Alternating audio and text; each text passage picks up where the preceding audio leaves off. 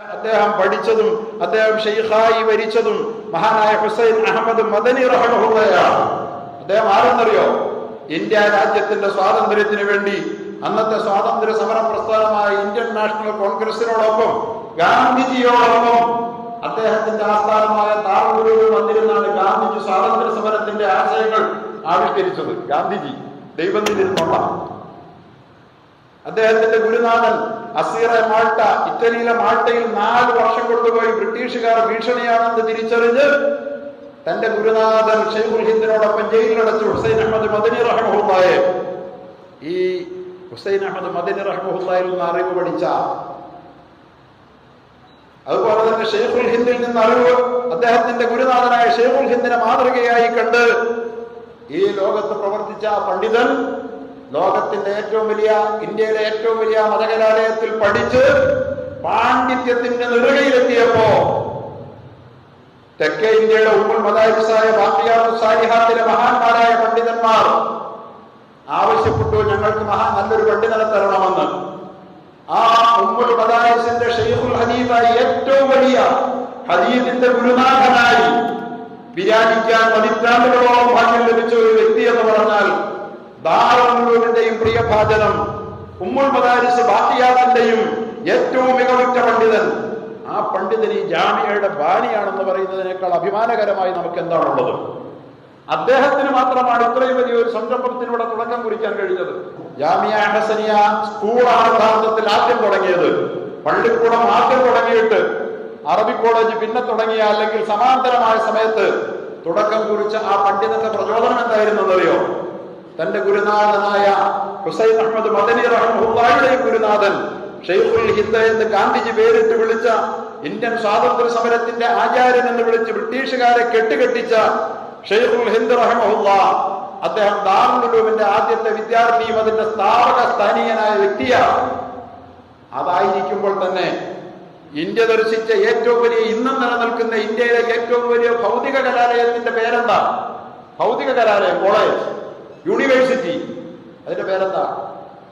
ജാമിയ മില്ലിയ ഇസ്ലാമിയ. അതിന്റെ സ്ഥാപകൻ ആരാണെന്നറിയാമോ? ഈ ദാറുൽ ഉലൂം ദൈബന്ദിലെ 1ാം വിദ്യാർത്ഥിയായ മഹാനായ മഹ്മൂദുൽ ഹസൻ ദൈബന്ദിയാണ്.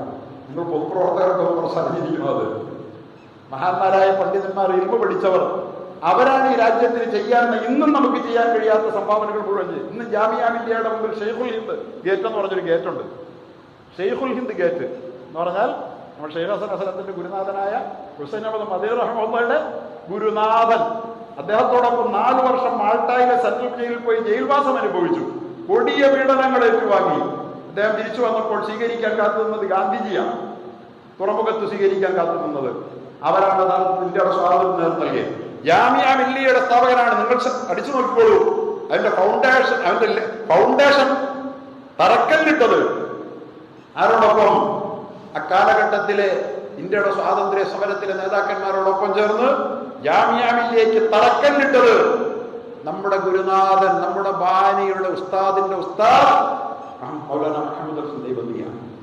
ഈ വളർന്നു വരുന്ന മക്കൾ, പിഞ്ചു മക്കൾ, പരിശുദ്ധമായ ഖുർആനിന്റെ, പരിശുദ്ധ ഹദീസിന്റെ, കർമ്മശാസ്ത്രത്തിന്റെ ഭൂമികയിൽ അവരുടെ ആയുസ് ചെലവഴിക്കുമ്പോൾ നാളെ അവർ ലോകത്തിന്റെ ജീനിയസുകളായി പരിശുദ്ധ ഖുർആൻ മനഃപ്പാഠമാക്കിയും മറ്റും അവർ ഉയരുമ്പോൾ, വളരുമ്പോൾ ഷെയ്ഖുൽ ഹിന്ദിനെ പോലെ, മൗലാന മഹ്മൂദ് ഹസൻ ദൈബന്ദിയെ പോലെ, ഹുസൈൻ അഹമ്മദ് മദനിയെ പോലെ ആരാധം സ്വാതന്ത്ര്യ സമരം പൂർത്തിയായി ഇന്ത്യക്ക് സ്വാതന്ത്ര്യം കിട്ടിയപ്പോ ഇന്ത്യയുടെ വിദ്യാഭ്യാസ മന്ത്രിപദം ഏറ്റെടുക്കാൻ വേണ്ടി ക്ഷണിക്കപ്പെട്ടത് മഹാനയാണ്. അദ്ദേഹം അതിൽ വിസമ്മതിച്ചുകൊണ്ട് മൗലാന ആസാദിനെ തൽസ്ഥാനത്ത് നിയോഗിച്ചു. ജമിയത്തുൽ ഉലമാ ഹിന്ദ് എന്ന് പറയുന്ന പ്രസ്ഥാനത്തിന്റെ 1ാമത്തെ പ്രസിഡന്റായിരുന്നു മൗലാന ഹുസൈൻ അഹമ്മദ് മദനി.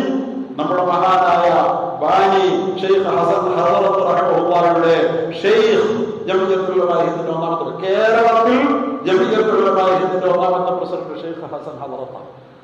ആ പ്രസ്ഥാനത്തെയാണ് ഇന്ത്യയുടെ വിദ്യാഭ്യാസ മന്ത്രിപദം ഏറ്റെടുക്കാൻ വേണ്ടി നെഹ്റു വിളിച്ചത്. സ്വയം ഒഴിഞ്ഞു മാറിക്കൊണ്ട് മൗലാന ആസാദിനെ ആസ്ഥാനത്ത് ഏൽപ്പിച്ചു. ഖുർആൻ മാത്രം പഠിച്ച, മക്കയിൽ ജനിച്ച് ഇന്ത്യയിൽ ജീവിച്ച് ഖുർആൻ മാത്രം പഠിച്ച ഡോക്ടർ, നമ്മുടെ മലയാളത്തിലെ പ്രമുഖനായ ഒരു പൊതുപ്രവർത്തകൻ, കേരള കൗമുദിയിൽ അമുസ്ലിമാണ് അദ്ദേഹം എഴുതി, ഒരു ദിവസം പോലും പള്ളിക്കൂടത്തിന്റെ പടിവാതിൽ കണ്ടിട്ടില്ലാത്ത മൗലാന അബുൽ കലാം ആസാദ്. ബ്രിട്ടീഷുകാരൻ കുത്തഴിഞ്ഞ പുസ്തകം പോലെയാക്കി വലിച്ചെറിഞ്ഞു പോയ ഇന്ത്യയുടെ വിദ്യാഭ്യാസ മന്ത്രിയായി ഒരു വ്യാഴവട്ടക്കാരൻ വിരാജിച്ചപ്പോഴാണ് UGC സ്ഥാപിച്ചത്, സർവകലാശാലകൾ സ്ഥാപിച്ചത്, ഇന്ത്യയുടെ വിദ്യാഭ്യാസ വിപ്ലവത്തിന് ആവശ്യമായതെല്ലാം സ്ഥാപിച്ചത്.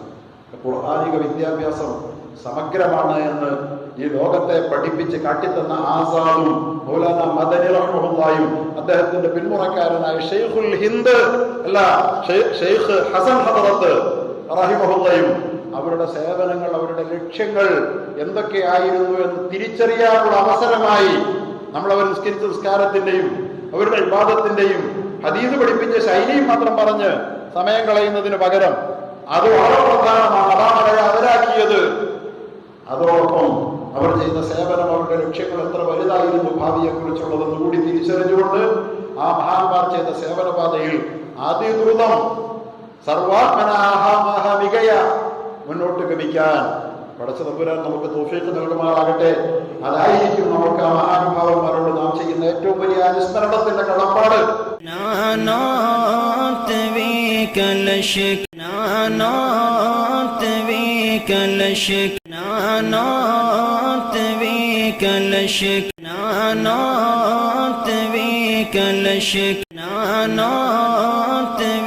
كل شك